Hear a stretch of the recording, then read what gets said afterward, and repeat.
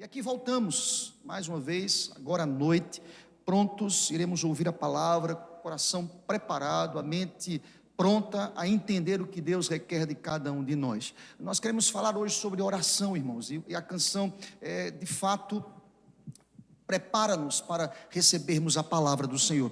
É impressionante como Jesus, ele sempre orou, como Jesus procurou lugares, ele esteve sempre ali buscando o Pai.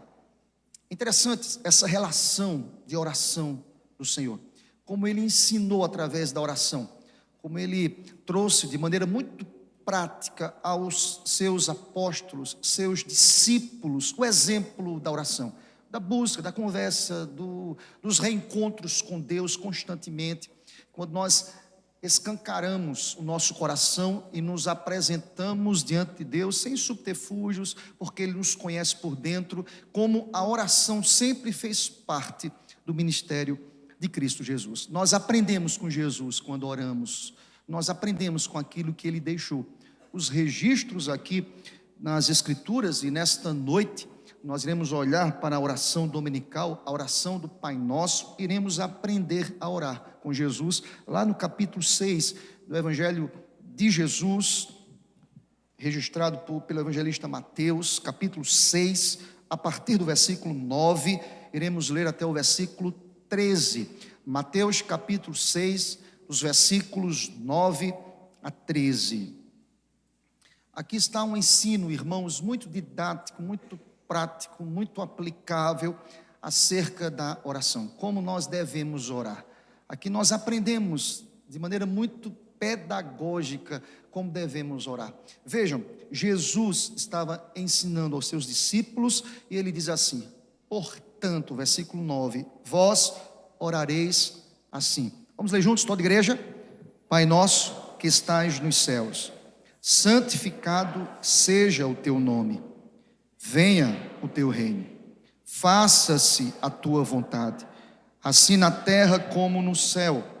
O pão nosso de cada dia dá-nos hoje, e perdoa-nos as nossas dívidas, assim como nós temos perdoado aos nossos devedores. E não nos deixes cair em tentação, mas livra-nos do mal, pois teu é o reino, o poder e a glória para sempre. Amém. Oremos ao Senhor. Deus, que palavra abençoada, poderosa, que ensino maravilhoso. E nós queremos nesta noite, queremos olhar com atenção a esta oração deixada, ó Deus Pai, pelo teu Filho Jesus. Ensina-nos através desta oração, Pai. Usa-me como instrumento em tuas mãos, que possamos aprender nesta noite, olhando com atenção a este exemplo de oração, Pai. Muito obrigado, ó Deus, porque estamos aqui reunidos em teu nome. E te peço, Senhor, te pedimos que o Senhor fale conosco poderosamente. Usa-me como instrumento em tuas mãos, para o louvor e para a glória do teu nome. Assim oramos e já te agradecemos. Aleluia. Amém, Senhor. A oração do Pai Nosso, irmãos, que oração poderosa, que oração maravilhosa, que exemplo de oração. Os grandes nomes da história, eles falaram sobre essa oração, irmãos. Claro, quando nós pensamos e conversamos com as pessoas, dia após dia, e falamos acerca desta oração, sem dúvidas, nós temos algo a dizer sobre esta oração, porque ela tem nos ensinado, ela tem guiado o povo há muito tempo, mostrando-nos como devemos nos portar, como devemos nos apresentar ao Pai em oração. É fato, grandes homens de Deus, eles se colocaram diante desta oração, com palavras que levam-nos a reflexões profundas. Por exemplo, tanto Agostinho como Lutero e tantos outros gigantes da história, nós percebemos como eles falam acerca desta oração. Por exemplo, Agostinho falou que a coisa mais maravilhosa de toda a Bíblia é esta oração do Pai Nosso. Lutero também subscreve essa verdade, dizendo que verdades profundas e aplicáveis à igreja, que é esta oração do Pai Nosso. Quando nós estudamos o catecismo de Westminster, Nós percebemos ali no Catecismo Maior, na pergunta 186, veja que resposta maravilhosa, tratando sobre a oração do Pai Nosso. Está ali registrado, irmãos, toda a palavra de Deus, ela é útil para nos dirigir na prática da oração. Mas a regra especial, diz lá a confissão, é a forma de oração que o nosso Senhor e Salvador Jesus Cristo ensinou aos seus discípulos, geralmente chamada a oração do Senhor. A Sociedade Bíblica apresenta aqui como uma oração dominical, mas ela é conhecida também como a oração do Senhor Jesus. Nada mais oportuno do que aprendermos acerca de oração com o Mestre, com o Senhor, com aquele que é exemplo para todos nós. E é impressionante, irmãos, como esta oração ela começa. Eu não sei se você prestou atenção a isso, e é interessante como ele começa portanto. Veja, a palavra portanto serve-nos aqui como um direcionamento. A ideia desta oração é que ela sirva como modelo para a gente. Não a repetição dela, não a insistência de repeti-la usando as mesmas palavras, como as palavras repetidas pudessem ter poder, mas a ideia aqui é de modelo, de paradigma, para que todo crente possa entender as nuances, os detalhes desta oração que apontam para todos nós uma realidade de reconhecimento de quem é Deus e de quem nós somos, finitos, limitados, pecadores, inclinados ao mal. Vejam, a oração é construída dentro de uma ideia de modelo, irmãos. Não é o fato de repeti-la, por certo, se você repetir esta oração 5, 10, 15 vezes, nada extraordinário haverá de acontecer. Mas quando eu olho para esta oração como modelo, por certo, a minha vida é modelada através dessas palavras que são tão significativas às nossas vidas. Outra coisa que me chama a atenção logo quando eu olho para esta orientação divina, dizendo, portanto, sigam este modelo de oração. É interessante que esta oração ela foi dirigida ali, irmãos, aos discípulos, foi dada aos discípulos. Vejam, há uma construção nesse capítulo 6, porque Cristo está falando aqui neste capítulo sobre dar esmolas, sobre como se deve orar, e ele emenda aqui automaticamente ao modelo desta oração, como nós devemos conversar com Deus, irmãos. Vejam, esta oração foi dada aos discípulos, mas entendam, por extensão, esta oração foi entregue a todos os filhos de Deus. Lendo o comentarista Martin Lloyd Jones, Dr. Martin Lloyd Jones, ele vai dizer o seguinte, que a oração, a economia de palavras na oração dominical, a maneira de sumariar aquilo que realmente importa, reduzindo tudo a algumas poucas sentenças, é algo que verdadeiramente, dizia Lloyd Jones, que verdadeiramente proclama o fato que quem ensinou essa oração não foi outro senão o próprio Deus, o próprio Senhor. Ele nos ensina, presta atenção, a palavra é a única regra de fé e de prática que nós temos. Bendito seja o nome do Senhor. Você quer aprender a orar, querido? Olha para essa oração. Aqui está um exemplo claro, poderoso da oração. Algumas pessoas até falam para a gente, vez por outra, né? Eu queria ouvir Deus falando, audivelmente. Você quer ver Deus falando com você audivelmente? Leia a palavra em voz alta. A palavra de Deus é Deus falando conosco diretamente. Louvado seja Deus. E sabe o que Deus está dizendo para mim e para você nesta noite? Está nos ensinando como devemos orar. Permitam-me mais uma vez citar Martin Lloyd Jones. Ele vai dizer o seguinte, além de sumariar nessas palavras a oração do Pai Nosso, na oração do Pai Nosso, o Senhor nos apresenta aqui de maneira muito clara uma perfeita sinopse das instruções de nosso Senhor sobre como devemos orar e sobre o que devemos orar. Como deve ser a oração. Não apenas ele aponta como se deve, mas o que se deve conter na oração. Percebam, irmãos, eu não posso olhar para esta oração como uma reza repetida ininterruptamente, como se algo poderoso fosse acontecer, mas esta oração que é modelo para a gente, por isso que ela abre dizendo, portanto vós orareis assim. Olhem esse modelo, porque esse modelo é construído para que as pessoas entendam que ao Senhor a glória, ao Senhor o louvor. Quem somos nós? Dependentes de Deus, servos de Deus, filhos que procuram o Pai. O Pai que está nos céus, o Pai que é poderoso, o Pai que dirige todas as coisas. E Martin Lloyd Jones diz, olha, está contida nesta oração como se deve orar e como devemos apresentar as palavras ao Senhor através da nossa oração. É interessante, irmãos, permitam-me também citar J.I. Packer. Ele vai dizer o seguinte: 3 fórmulas admiráveis nós encontramos nesse conjunto, no corpo de doutrinas, quando estudamos, por exemplo, a oração do Pai Nosso. Ele vai dizer o seguinte, de maneira muito clara, encontramos nesse corpo de doutrinas, nós encontramos, diz J.I. Packer, encontramos, por exemplo, no credo apostólico, o resumo do modo cristão de fé. Nos 10 mandamentos, resume o comportamento daquele que tem fé. E na oração do Pai Nosso, nós encontramos o resumo e o modo de comunhão que o crente de fé e que tem fé deve ter com o Senhor, que está sentado no trono, reinando sobre tudo e sobre todos. A oração do Pai Nosso resume-se a esta sentença de Packer: comunhão, intimidade, profundidade. Filhos que entendem que é um pai, filhos que se colocam na posição de servos, estão aqui prontos a orar, a ouvir e a compreender e a entender a vontade daquele que é soberano e Senhor de todas as coisas. Bendito seja o nome do Senhor para sempre. Amém, meu irmão? Como é que Jesus abre? Como é que o registro de Mateus nos diz? Como modelo, portanto. Vocês querem aprender a orar?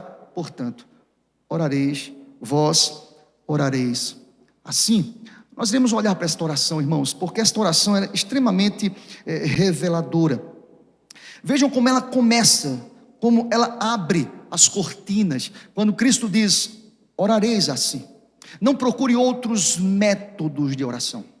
Ou seja, se é um modelo, é a partir desta oração que eu estarei conversando com Deus, não usando as mesmas palavras, mas neste método, nesta ideia que é construída aqui com um propósito didático de ensinar a igreja, irmãos. Lembre-se, onde está inserida esta oração dominical? Se você não sabia, esta oração dominical, ela está inserida dentro de um sermão. O sermão do monte, o grande sermão do monte. Jesus está ensinando, Jesus está catequizando os seus discípulos. Jesus está mostrando a eles como eles devem se comportar. Há vários comportamentos aqui orientados por Cristo. E um deles é como devemos orar. Não é de qualquer forma, irmãos. Algumas pessoas imaginam que orar é de qualquer forma. Não, há um modelo a ser seguido aqui. E é pensando nisso que eu quero compartilhar com vocês como esta oração ela se inicia. Vejam, observem comigo. A oração começa: Pai nosso que estais nos céus. Que estais nos céus. Olha que afirmação transformadora e poderosa. Diante de nós estamos diante de um Senhor, o Deus divino, grande, eterno, infinito, poderoso, imutável, transformador, santificador. Esta frase, que está nos céus, remete-nos a esta realidade de um Deus que é Senhor, que está sentado no trono, que é imutável, que é ilimitado, que é insuperável em seus propósitos.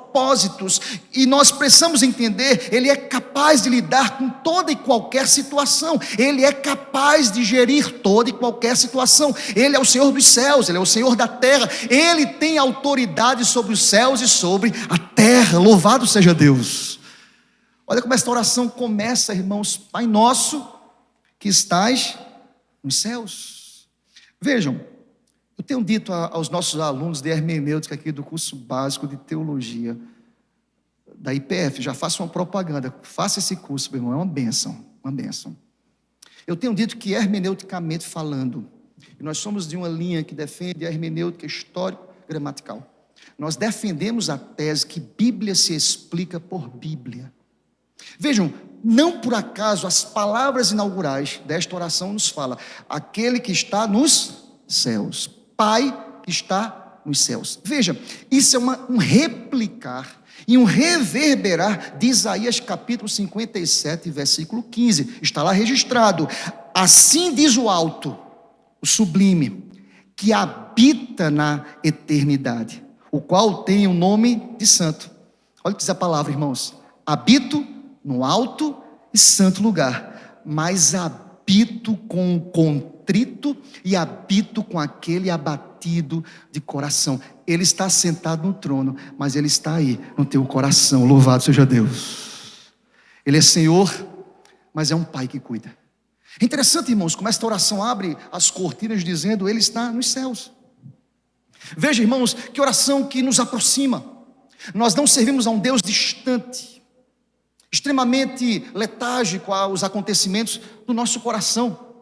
Alguém pode pensar: será que Deus se preocupa comigo? Olha aqui para mim, querido. Ele olha para você, Ele olha para mim. Ele sabe aquilo que me traz angústia. Ele sabe como nós estamos aqui hoje à noite. Veja que a oração nos traz esta ideia de Abba, Paizinho. Paizinho que é poderoso, que está nos céus. Pai poderoso que guia todas as coisas. Vejam, irmãos, nós estamos diante aqui de uma oração que nos aproxima de Deus, do Criador, mas aquele que é Pai. Note bem, queridos, se um pai como eu e você, nós somos pais e conseguimos dar coisas boas aos nossos filhos, imagine o Pai que está nos céus, que conhece as nuances, os detalhes de todas as coisas, que conhece o que vai acontecer amanhã, querido. Por isso que ele fala, no salmista nos fala: entrega ao Senhor, confia nele, o mais ele fará. Ele é o Pai que está nos céus, louvado seja Deus. Ele é imutável, ele é infinito, ele é poderoso, mas ele é Pai. Nós temos um Pai, glória a Deus por isso. Nós temos um Senhor atento às nossas orações. Vejam, dito isso, nós nos portamos de maneira submissa nesta oração. Irmãos, Deus não está para atender os nossos caprichos. Eu vou repetir: Deus não está aqui para atender os nossos caprichos, mas Deus está aqui para estabelecer a sua vontade. Quem está nos céus reinando é o Senhor, aleluia. Algumas pessoas imaginam que a relação de oração é uma relação de capricho, de determinismo. Ou seja, Deus faz assim, eu determino, nós não determinamos nada. Há uma inversão de valores. Jesus orienta os seus discípulos dizendo: há um que é Senhor, que é poderoso, que está nos céus. Nós não, nós dependemos de Deus. Nós somos filhos. Mas vejam, Ele não está distante, um Deus distante. Ele é um Deus próximo, que nós podemos chamar de Abba, Paizinho. Eu tenho certeza que você já passou por momentos em que ninguém te entendia, mas quando você se aproximou do Paizinho, do Pai, do Abba, daquele que está sentado nos céus reinando, você conseguiu abrir o seu coração e dizer coisas que só você e Deus sabem. Ele conhece o nosso coração. Nós podemos nos aproximar. A expressão Pai aproxima-nos. Vejam, dito isso, reconhecemos que Ele é Senhor. Reconhecemos que nós somos servos, reconhecemos que Ele dita todas as coisas e nós o procuramos para que Ele estabeleça a sua vontade em nós e através de nós. Dito isso, irmãos, vejam, nós começamos aqui a estudar as petições desta oração.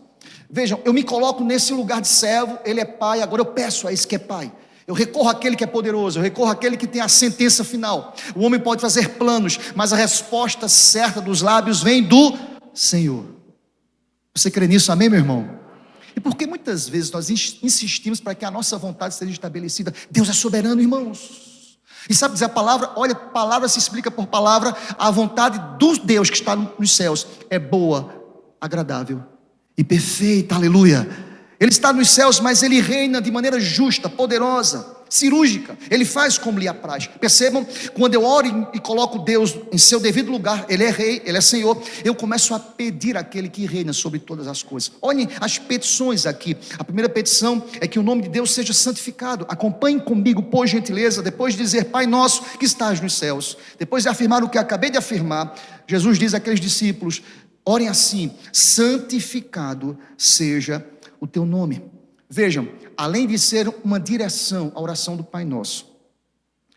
A oração do Pai Nosso é uma lição para pessoas espiritualmente, permitam-me a expressão, mancas, trôpegas, como nós. Nós precisamos de orientações, irmãos. Nós nem sabemos orar como convém. Quem diz isso, gente? A Escritura. Nós não sabemos orar, irmãos. Vocês imaginam isso? Eu quero tanto uma coisa que eu nem sei como orar. Por isso que esse Deus que nos orienta, Ele também traz caminhos a essa oração. Nós precisamos pedir: Deus, ensina-me a orar, mostra-me como eu devo pedir. Nós nem sabemos pedir, irmãos. Nós nos atrapalhamos. Jeremias 17 diz que meu coração é enganoso. Eu me atrapalho nas palavras, no meu desejo, na minha ansiedade muitas vezes. Eu sou trôpego. Percebem, irmãos? A palavra orienta-nos de tal forma que, vejam, a primeira petição da oração é: santificado seja o teu nome, a oração tem que honrar o nome do Senhor, tem que glorificar o nome do Senhor Deus. Percebe? Muitas vezes nós queremos orar assodadamente: Deus, eu quero isso, Deus me dá isso, providencia isso. Deus, não, irmãos, nós precisamos nos colocar diante de Deus dizendo: Deus, santificado seja o teu nome, porque se a resposta chegar, nós queremos glória ao teu nome, Senhor, nós queremos render louvores ao teu nome. Percebem? Quando nós lemos a expressão santificado seja o teu nome, na verdade, o que essa sentença quer nos dizer? O nome de Deus na Bíblia normalmente significa a pessoa dele revelada. Eu quero explicar isso para vocês bem calma aqui, gente. Quando o texto diz santificado, significa que o teu nome seja conhecido, reconhecido e honrado como santo. Eu quero que o teu nome seja reconhecido, Senhor Deus. Eu não quero que essa resposta que me chega através da oração honre o meu nome, enalteça o meu nome. É o teu nome. Por isso, olha aqui para mim: se Deus tem respondido a você as suas orações, honre o nome do Senhor. Aleluia. Amém, meus irmãos? Por isso que existem testemunhos. Deus tem que ser honrado. Quando as pessoas falam assim: pastor, eu recebi uma resposta de Deus. Meu irmão, não cale-se, honre o nome do Senhor. Quando a oração diz santificado seja o teu nome, o nome de Deus tem que ser conhecido, reconhecido e honrado. É o nome de Deus, é a glória de Deus que está aqui em jogo, irmãos. Não o meu prazer, não o meu nome, irmãos. E santo, esta é uma palavra muito cara nas Escrituras, irmãos. A Bíblia apresenta para mostrar a diferença entre Deus e nós. Ele é santo, Ele é perfeito. Em particular, note bem, querido, o seu poder maravilhoso, a sua pureza, sempre são exaltados aqui na Bíblia. Por isso que a oração começa: santo é o teu nome, Senhor, a glória é tua, o louvor é teu. Por isso que o culto é cristocêntrico, Cristo é o centro, a glória é dele. A resposta que chega às nossas vidas deve, sem sombra de dúvidas, glorificar e santificar o nome do Senhor. Aleluia. Eu preciso aprender a orar, e esta oração, ela aponta para mim e para você caminhos. Lembre-se do Salmo 115, verso 1, não a nós, mas é o teu nome, nós rendemos glória, Senhor. Essa é a primeira petição. Eu preciso apresentar ao povo, aqueles que não conhecem a Deus, através da minha oração. Como assim, pastor? Nas respostas que chegam, eu preciso honrar, dignificar, glorificar o nome daquele que é santo. Louvado seja Deus. Eu já disse certa vez aqui na igreja, é uma das minhas observações nessa caminhada pastoral, é que muitas pessoas passam ali um tempão na vida. Deus, deixa eu entrar na faculdade. Já disse aqui várias vezes, tá? Deixa eu entrar na faculdade, aí ora, se consagra, ou um emprego novo, ora, se consagra, pede a Deus, Deus abre a porta, esse jovem entra na faculdade. Ele passa ali 4, 5 anos, 6 anos, se preparando, estudando, lutando e dizendo: Deus, obrigado, obrigado, obrigado. Ele conclui. Ele é um formando agora, ele está formado, e agora ele está na luta espiritual para que Deus abra uma porta de emprego no mercado tão competitivo como o nosso, de trabalho. Deus o que faz? Deus abençoa esse jovem, e Deus dá a ele ele paga um preço, é lógico, mas Deus legitima esse preço, abençoando, quem sabe é um concurso, quem sabe é um trabalho, quem sabe é uma profissão. Essa pessoa foi abençoada desde os primórdios lá, ao pedido de ser inserido na faculdade. Ele agora está no mercado de trabalho, mas agora ele não tem mais tempo para Deus. Que absurdo, irmãos. Vocês percebem? Tem um problema aqui seríssimo. Se aquilo que eu recebi de Deus tem que honrar o nome do Senhor Deus, vejam, algumas pessoas são abençoadas por Deus, e eu lembro do texto de Juízes. Quando Deus abençoava, o povo estava ali próximo. O tempo passava e eles se distanciavam de Deus, e Deus pesava a mão. Note bem o que Deus quer nos ensinar nesta noite. Todas as respostas de oração devem, sem sombra de dúvidas, santificar, honrar e glorificar o nome do Senhor. Amém, meu irmão? Veja como a oração começa. Primeira petição: santificado seja o teu nome. Mas a oração continua. O texto, há uma segunda petição: Senhor, venha o teu reino. Venha o teu reino, não apenas o teu nome seja santificado através da minha oração, mas nós te pedimos também, Deus, venha o teu reino. Vejam, irmãos, soberanamente o Senhor Deus governa as vidas e os feitos de todos os homens. Deus governa, Deus é soberano, Deus é Senhor. Aqueles até que deliberadamente se recusam a ser governados por Deus. Como assim, pastor? Até aqueles que deliberadamente se recusam a serem governados por Deus. Deus é Senhor, Deus faz cair a chuva sobre justos e injustos, o sol sobre justos e injustos. Ele governa, Ele é Senhor de todas as coisas, aleluia. Quando eu oro ao Senhor e peço ao Senhor, Deus, venha o teu reino. Eu estou dizendo a Deus, Deus, através da minha oração, da minha vida, da minha conduta, eu preciso entender, as pessoas precisam entender que eu sou dirigido por Deus, pelo Senhor. Vejam, às vezes quando nós oramos, é tão bom que Mateus 7, né? Quem bate a porta se abre, quem busca encontra, mas às vezes quando nós batemos, a porta não se abre. Tem um livro muito interessante, escrito por Augusto Nicodemos. Muita gente gosta daquele texto. Se Deus for por nós, completa, irmãos. Eita, que texto abençoado. Aquele texto do recadinho da promessa. Tem texto bom, né? Eu não sei qual é o texto ruim da Bíblia, mas aquele texto, pastor, é um texto bom isso. Se Deus é por nós, quem será contra nós? Aí Augusto Nicodemos escreveu um livro interessante. E se Deus for contra nós? Já parou para pensar nisso, irmão? E se Deus for contra nós? Deixa eu explicar para vocês. Quando a oração diz, venha o teu reino, é quando a porta não se abre. Porque quando Deus fecha uma porta, Ele está fazendo o melhor. É o reino, é a vontade, é o querer dEle para as nossas vidas. Quando a enfermidade não vai embora, vem o teu reino. Quando a provação é intensificada, vem o teu reino. Quando o não de Deus chega, é o reino de Deus, é a vontade de Deus. Lembrem-se, o reino de Deus é o querer do rei, que reina, que estabelece as normativas deste reino. Por isso que ele não se submete, por isso que ele não é tutoriado por ninguém. Ele é o rei, ele é o Senhor, ele é que dita as normas, ele é que diz aos seus servos, não vou abrir porta, não vou atender, vou dizer não, você vai continuar no deserto. Deus tem propósitos claros e límpidos, e lhes digo nesta noite, ninguém haverá de frustrar os planos do seu reino e do seu rei, em nome de Jesus. Quando eu oro ao Senhor, Deus, vem o teu reino, eu entendo, por exemplo, vocês conhecem a história de José? História belíssima, seus irmãos invejosos, malandros, desculpa a expressão, malandros, astuciosos, sorrateiros, com ciúmes. Uma vez uma pessoa me disse, pastor, o pior ciúme é o ciúme de homem com outro homem. O pior ciúme é o ciúme de homem. Eu fiquei sem entender, mas ao estudar a história de José, é verdade. Os irmãos estavam com ciúme do irmão. Que loucura. Porque o pai tinha um cuidado especial. Os comentaristas irão dizer porque José foi o filho da velhice. Se não vejamos, pega um pai que teve o filho já com idade avançada, meu irmão, a dinâmica é outra.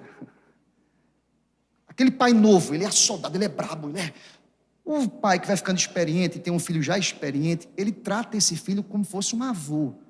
Diz aí o ditado que o pai cria para o avô estragar. Já ouviu esse ditado, gente? É alguém que tem filho já com a idade avançada, cuida, é muito protetor, é muito... O pai mais jovem não, ele é mais ávido em tomar algumas decisões. O mais experiente não, ele é um paizão mais protetor. José recebeu como herança um cuidado especial aqui do seu pai, porque foi filho da velhice. O que é que diz a história? Os irmãos tiveram ciúmes e o venderam. Não vou contar a história de José, ele foi para o Egito. O tempo passou, José foi agraciado por Deus. Vocês sabem, ele começou a crescer, a galgar patamares ali no Egito, mesmo preso, de forma injusta. Olha o que eu vou te dizer, os desígnios e os planos do rei em seu reino jamais serão frustrados. Você entende isso, meu irmão? Como assim, pastor? José foi injustiçado, estava no cárcere. Olha que plano perfeito, ele deveria estar no cárcere. Já pensou se Deus dissesse a José, eu vou só responder coisas boas para a tua vida? Não, às vezes ele nos coloca nos desertos da vida. José foi por cárcere de maneira injusta. Diz a palavra que ele foi notado ali, alguém que conseguia interpretar os sonhos. Eu quero chegar, sabe que lugar, querido? Que quando o rei quer que a sua vontade seja estabelecida, nós não estabelecemos os caminhos, ele que reina neste reino, e glória a Deus por isso. Um Deus que reina de maneira justa. A história nos conta que José chega como o segundo homem do Egito, e em um certo momento, os seus irmãos, eles precisavam se apresentar diante deste homem chamado José. Como assim, pastor? Ele foi enganado, enrolado, vendido, uma mentira foi levantada, foi morto. Não, o rei que reina sobre todas as coisas estava no controle de todas as coisas. Olha aqui para mim, querido, Deus está no controle da tua vida.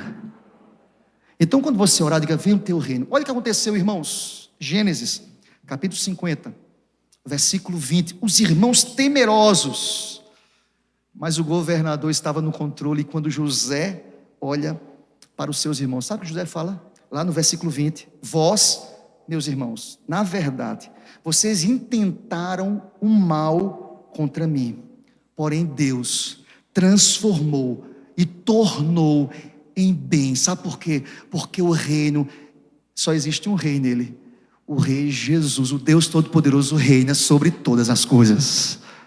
Então, irmãos, quando nós orarmos, devemos falar o seguinte: Senhor, venha o teu reino.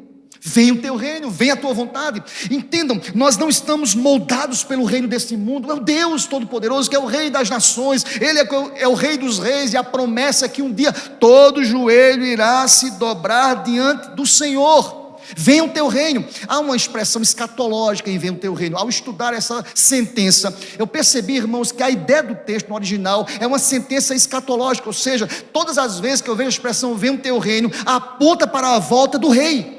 Ele voltará. Você crê nisso, meu irmão? Eu creio. Ele voltará não mais para salvar, mas o rei vem agora julgar todas as coisas. Um julgamento perfeito, limpo, santo, maravilhoso, poderoso. Quem foi alcançado pela graça do Senhor Deus receberá desse rei um convite: vinde benditos do meu Pai. Aleluia. Toda vez que eu falo vem o teu reino, eu estou também dizendo em outras palavras: vem, Senhor, Maranata.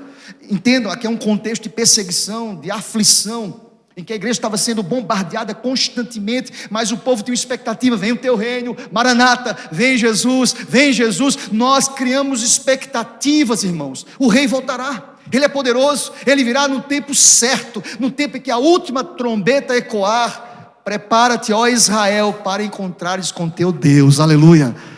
Eu preciso aprender com essa segunda petição. Quando eu falo venha o teu reino, eu estou dizendo: Deus, venha a tua vontade, venha o teu querer, seja feita a tua vontade, agora e sempre. Aleluia. Amém?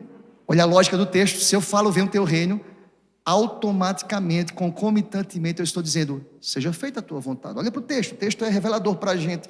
Faça-se a tua vontade, Senhor. Se eu peço ao Senhor: Deus, venha o teu reino, mas tem gente que assim: Deus, venha o teu reino, mas não mexe nisso na minha vida. Isso é egoísmo da nossa parte. Quando eu digo venha o teu reino, a minha vontade fica em segundo plano, irmãos. Deixa eu fazer uma pergunta para vocês: será que nós estamos prontos mesmo a orarmos assim? Seja feita a tua vontade. Estamos prontos para isso? Sabe, quando eu falo a Deus, seja feita a tua vontade, eu estou dizendo em outras palavras: Deus, pega a minha vontade e joga na vala comum. Seja feita a tua vontade. É o teu querer sobre a minha vida. Percebam, irmãos, quando eu falo ao Senhor em oração, faça-se a tua vontade, eu entendo que eu preciso alinhar, irmãos, a minha vontade com a vontade soberana de Deus. Esta é a prática verdadeira da religião pura. É a vontade de Deus, irmãos. Não os meus caprichos, não o meu temperamento assodado, brabo, ranzinza. Não, irmãos, acabou isso. Por isso que Paulo diz, olha, palavra explicando por palavra, tudo que é puro, perfeito, amável, de boa sorte, seja isso que ocupe o meu pensamento. Faça-se a tua vontade, venha a tua vontade, Senhor. Vivo não mais eu, mas agora é Cristo que vive em mim. Eu estava lendo, irmãos, um texto muito interessante, o reformador Lutero, e ele pensando sobre a expressão, essa sentença, faça-se a tua vontade. Olha o que ele escreveu, note bem, querido: seja feita a tua vontade, ó Pai, não a vontade do maligno ou de qualquer um daqueles que possam lançar tua palavra ou ser obstáculo à vinda do teu reino. E permita, Senhor, que tudo que tenhamos de sofrer por causa do teu reino, que já pedimos lá, seja suportado com paciência e com humildade e com triunfo, de maneira que nossa pobre carne não prevaleça ou caia na fraqueza ou na preguiça. Nós oramos: seja feita a tua vontade. Louvado seja Deus. A grande pergunta que fica-nos aqui: nós estamos prontos para orar? Seja feita a tua vontade, Senhor. Vocês percebem, vivemos hoje num mundo extremamente humanista, extremamente voltado nesta idolatria. Calvino diz que o nosso coração é uma fábrica de ídolos, em que o homem ele tem que ser promovido, em que o nome do homem precisa ser exaltado. E quando o texto diz, seja feita a tua vontade, ou seja, nós estamos pedindo a Deus, Deus, que a minha vontade, pelo contrário, não prevaleça. Interessante que eu estava lendo um comentarista, ele falou assim, eu não sou mais eu, mas teu, eu não sou mais meu, mas teu, não mais a minha vontade, faça de mim de acordo com o teu querer, coloca-me ao lado de quem tu quiseres, ponha-me para sofrer. Como assim, pastor? Pelo teu reino, ponha-me para realizar aquilo que honre o teu reino, que eu seja servo do teu reino, que eu faça a tua vontade através do teu reino, mas que sobretudo o teu nome glorioso, bendito, Pai, do Filho e do Espírito Santo seja glorificado e honrado, nem que seja através do meu sofrimento. A honra e a glória pertencem a ti, Senhor. Me faz lembrar de Policarpo, bispo de Esmirna, homem de Deus, estava ali rompendo e trazendo uma ruptura para a idolatria, para uma série de coisas, e sendo chamado pelo procônsul, a maior liderança judicial daquela época, para que ele pudesse negar o nome de Jesus. Negue o nome, você está falando heresias, espalhando para as pessoas que o nome de Jesus tem poder, que ele salva. Negue isso. Sabe o que Policarpo disse? Eu não posso negar ao Senhor, que nunca me negou, que nunca deixou de me ajudar, de trazer graça, misericórdia, bondade, cuidado. Não negarei jamais o Senhor. Diz a história que ele foi queimado, o nome de Deus foi glorificado. Até hoje nós falamos sobre esse fato, irmãos. Nota o que eu vou te dizer, quando nós falamos venha o teu reino, nós não estamos preocupados com nós mesmos, é o nome de Deus, tem que ser honrado e glorificado através dessas petições em nome de Jesus. Mas perceba, irmãos, vamos caminhar aqui, porque as 3 primeiras petições tratam de Deus e de sua glória. Olha que a oração ela é didática para a gente. As 3 primeiras petições tratam de Deus e de sua glória. A glória do seu nome, a glória do seu reino e a glória da sua vontade. Você fez esse quebra-cabeça, irmãos? A glória do seu reino, a glória do seu nome e a glória da sua vontade. Em todos esses aspectos, o nome de Deus é glorificado. Vocês percebem, quando nós invertemos isso, nós estamos invertendo um princípio que deve nortear o coração da gente. Qual é o fim principal do homem, irmãos? Qual é o fim principal do homem? E gozá-lo para sempre. Se eu inverto os valores e esses critérios na minha oração, eu estou sendo egoísta? Seja feita a minha, é a minha? Não, é a vontade de Deus, é o reino de Deus, é o nome de Deus. Essas são as 3 primeiras petições, mas o texto continua para a gente caminhar para o final aqui, queridos. Nas petições nós encontramos as petições que aqui são apresentadas ao pedido corriqueiro e diário das nossas relações interpessoais. Qual é o grande e maior mandamento, no resumo? Amar a Deus acima de todas as coisas. E a lei se resume à segunda parte. E ao próximo, como a nós mesmos. Vejam, se eu exalto o nome de Deus, o seu nome, o seu reino, a sua vontade, as próximas petições, elas vão falar a respeito das nossas próprias necessidades. Vocês percebem, nós somos tão apressados, irmãos. E quantas vezes eu já errei fazendo isso, irmãos? Preocupado com alguma demanda, eu já oro assim, Deus, me dá o pão nosso, me dá um trabalho, me dá um... Nós somos assim, irmãos, apressados. Deixa eu dizer uma coisa para você. Não há necessidade maior do que a necessidade primeira de glorificar o nome do Senhor. Você entende isso, amém, meu irmão? Glorificar o nome do Senhor. E às vezes, assodadamente, apressadamente, nós estamos preocupados com os nossos próprios interesses. O que é que Jesus quer falar aos discípulos? Discípulos, vejam, não sei se vocês fizeram essa ponte, ao ler o texto em todo o seu contexto, porque o sermão é do monte, Jesus tinha acabado de operar um milagre. Ele multiplica aqui, queridos. Ele opera milagres aqui. Entende isso? Deus está nesse processo de multiplicar, de abençoar, de saber como vocês devem orar, como deve ser tudo. Deus está aqui ensinando, irmãos. E percebam, quero que vocês entendam isso em nome de Jesus. Jesus quer mostrar a essas pessoas, as suas necessidades, elas não são mais importantes do que o reino. Porque vejam, se você caminhar mais um pouquinho lá no verso 25, para que vocês entendam aqui o contexto, vejam, estamos aqui ministrando sobre necessidades agora, mas o texto vai dizer, olhem comigo o versículo 25, por isso vos digo, vamos ler comigo toda a igreja? Não andeis ansiosos pela vossa vida, quanto ao que haveis de comer ou beber, nem pelo vosso corpo, quanto ao que haveis de vestir. Não é a vida mais do que o alimento, e o corpo mais do que as aves? Para aí, querido, olha o que ele vai dizer a esses discípulos: olha as aves dos céus, não semeiam, não colhem, não ajuntam, nem ajuntam em celeiros, contudo o vosso Pai Celeste as sustenta. Ele pergunta: porventura não valeis vós muito mais do que essas aves? Qual de vós, por ansioso que esteja, pode acrescentar um côvado ao curso da vida? Sabe o que Jesus quer dizer aqui? Ore assim, honre o meu nome. Eu sou o Senhor, eu irei providenciar todas as coisas, porque eu que estou com as rédeas da história em minhas mãos. Louvado seja Deus. Vejam, dito isso, irmãos, vejam como a oração irá apontar. Nós temos necessidades, Deus sabe disso. Olha aqui para mim, Deus sabe quais são as nossas necessidades. A palavra nem chegou na minha boca e Ele as conhece. Então eu não posso ser egoísta em meus pedidos, mas Deus sabe que nós temos necessidades. E as próximas petições, elas estão aqui para nos dizer que nessas necessidades elas são atendidas. Louvado seja Deus. Vejam a quarta petição, que é uma necessidade humana. O pão nosso de cada dia dá-nos hoje. Eu não sei se você prestou atenção. O texto diz: hoje. Hoje. Basta, olha a lógica textual, hermenêutica aqui pura, irmãos. Hoje. Basta a seu dia o seu próprio mal.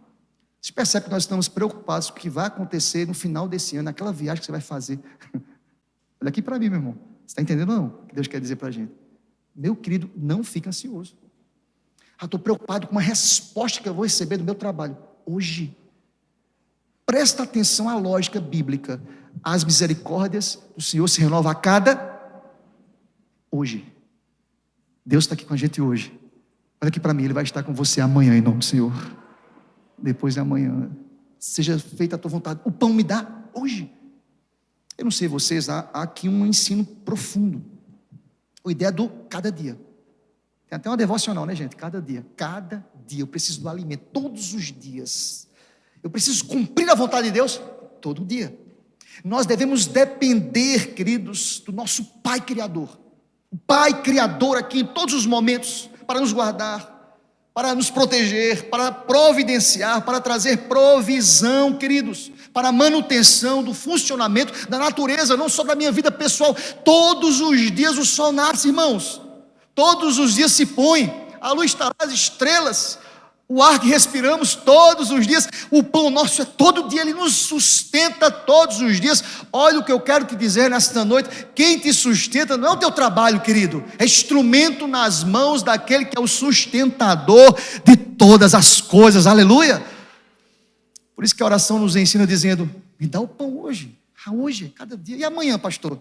Basta ao seu dia o próprio mal, versículo 34 do capítulo 6, irmãos. Basta cada dia o seu próprio mal. Por que esse texto está apresentando para a gente dessa forma todo dia? Eu vou te ensinar, olha aqui para mim, querido. Porque Deus conhece o coração da gente. Porque se eu digo assim, Deus, porque tem gente que faz a feira do mês, irmãos, vocês vão entender agora. Aí vai lá na despensa, Deus, e já ora por varejo, né, irmãos?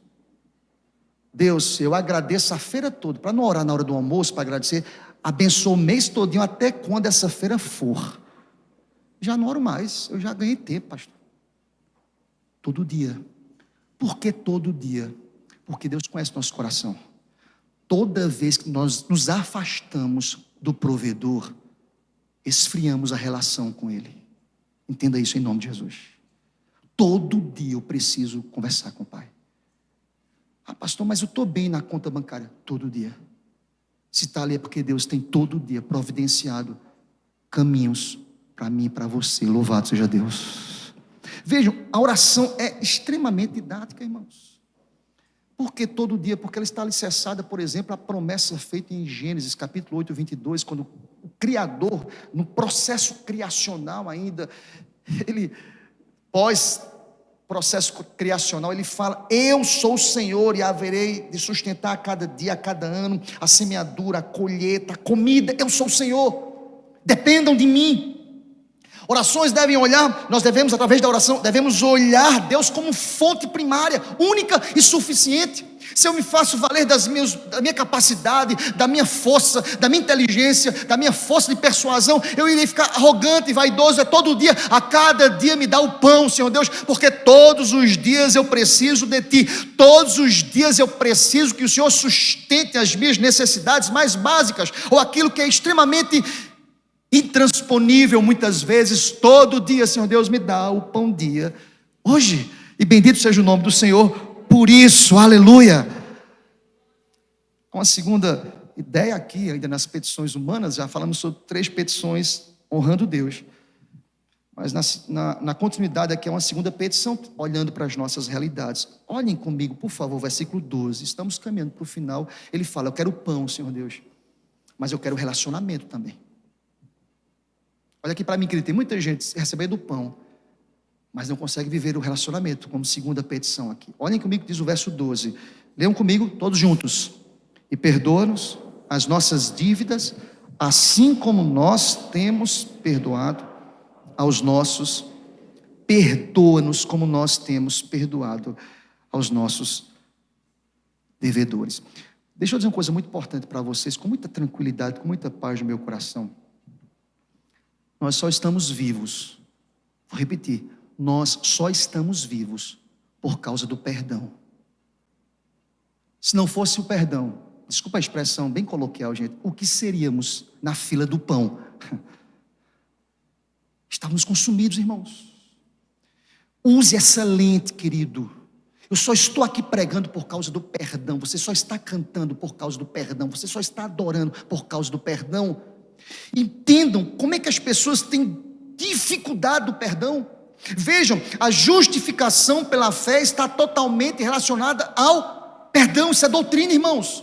Se Deus não tivesse suportado a pena pelos nossos pecados, para que fôssemos perdoados, libertos, nós não teríamos vida em abundância ou esperança em Deus. Eu só estou aqui porque Ele me deu esperança, porque Ele me deu perdão, porque Ele me trouxe uma nova vida. Bendito seja o nome do Senhor para sempre, aleluia.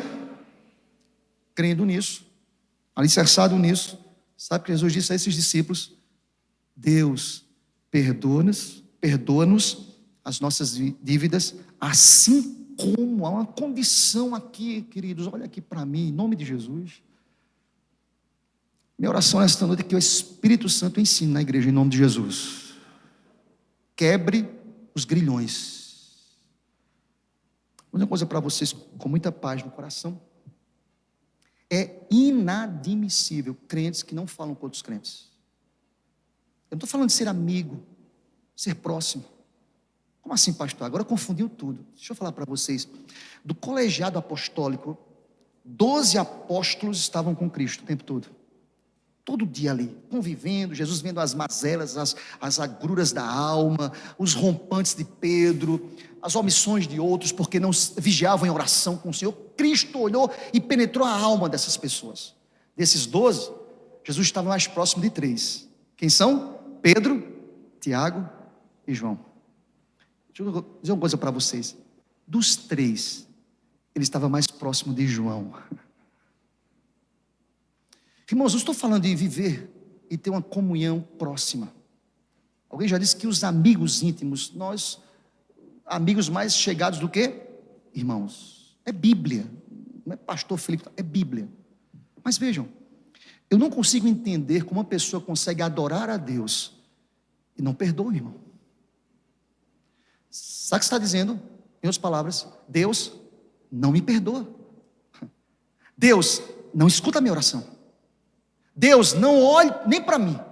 Porque eu estou orando aqui dizendo: perdoa as minhas dívidas assim como. Como é que você tem feito? Eu não tenho perdoado.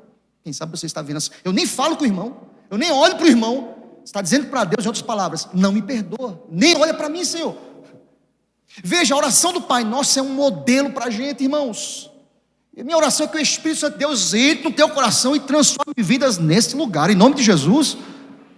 Não há coração que não seja penetrado pela graça de Deus. Por isso que eu estou aqui, irmãos, porque é graça, é favor. Veja a segunda petição: perdoa-nos assim como nós perdoamos.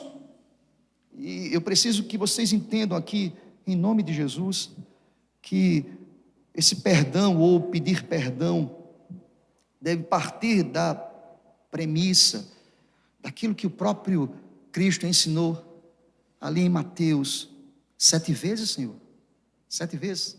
A lei dizia que quem me machucasse eu deveria perdoar 3 vezes por dia. E aí o apóstolo queria superfaturar o perdão, para dizer: eu sou o cara, eu vou botar agora Cristo ali no canto da parede. Não, Senhor, eu devo perdoar 7 vezes. Veja, botou lá um nível lá em cima, ISO 9001 lá em cima, 7 vezes. Eu fico olhando para Jesus, 7 vezes, meu filho? Não é 7 vezes por dia, é 70 vezes 7. Se você for bom em matemática, você vai calcular, vai dar um número exato. Cristo não queria número exato.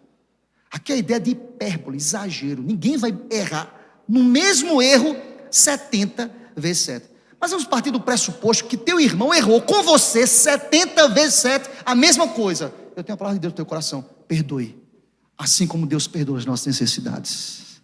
Você entendeu a palavra de Deus? Amém, meu irmão? Palavra de Deus no teu coração. Vamos fechar essa oração. Me dá o pão, mas eu quero comunhão. O que adianta pão sem comunhão, irmãos?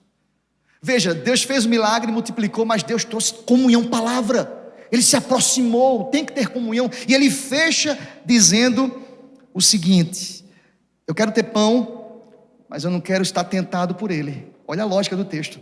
Eu quero ter perdão, mas eu não quero ser tentado ao ponto de mais uma vez me distanciar do meu irmão. E ele termina dizendo o seguinte, também aplicável aqui ao que eu acabei de dizer. Leiam juntos, verso 13, em nome do Senhor. Toda igreja: e não nos deixes cair em tentação, mas livra-nos do mal. Bem forte, irmãos: pois teu.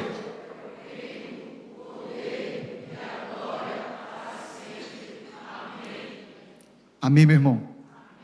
Interessante, depois que ele pede pão, ou seja, lembra da história que eu contei?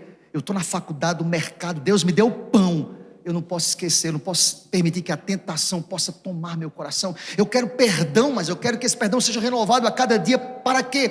Para que eu não entre em tentação. Livra-me do mal. A palavra mal no original diz maligno. Me livra do inimigo, Senhor. Depois de orar por provisão e perdão, o Senhor clama por proteção. Livra-me do mal.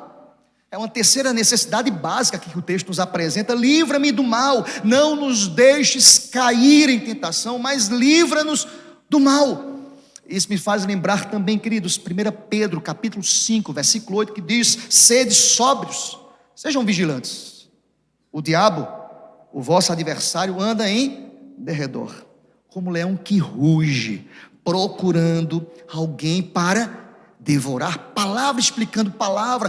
Livra-nos da tentação. Há um leão que ruge, que quer nos derrubar, que quer destruir, que quer fracionar, que quer dividir a igreja, quer dividir a comunhão, quer dividir tantas pessoas. Mas Deus livra-nos do mal. Jesus sabia, por isso que ele trouxe o modelo aqui para a gente: livra-nos do mal. Jesus queria, com esta sentença, que ninguém o subestimasse ou tentasse um encontro amigável com ele, longe dessas petições que nós acabamos de ensinar aqui para a igreja. Deus, me dá o pão, me dá o perdão, porque eu quero perdoar assim como eu perdoo. Mas Deus, livra-me do mal, livra-me das tentações, livra-me, Senhor Deus, do maligno, daquele que pode destruir o meu coração, minha casa, minha família, a igreja do Senhor.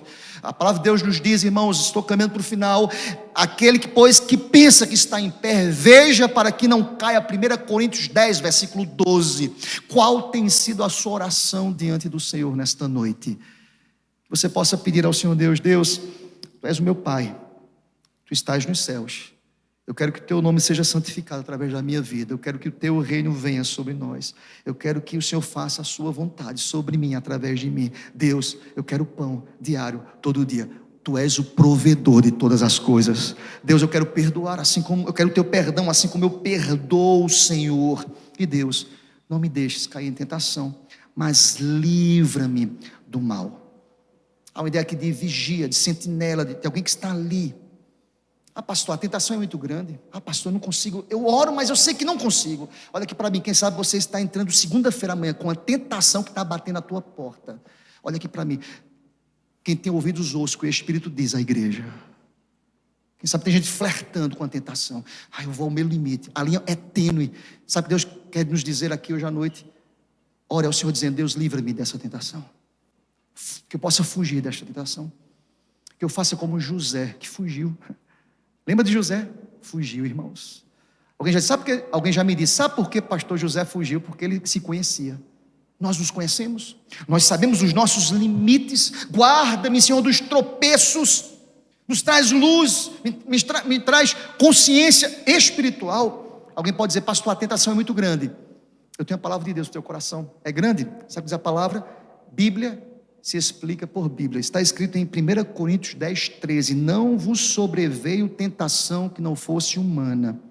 Você crê nisso, meu irmão? Deus é fiel. Olhe comigo aí. Mas Deus é fiel e não permitirá que sejais tentados além das vossas forças.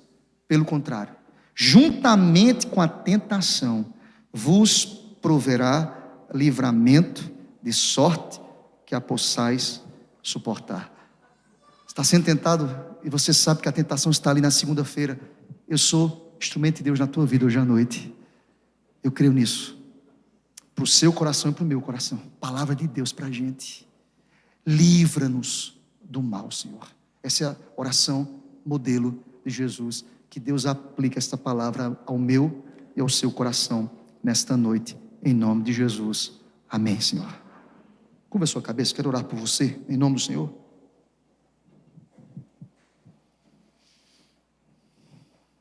Senhor, nós te louvamos, ó Deus, por esta oração maravilhosa. Ensina-nos. Tu és o nosso Pai.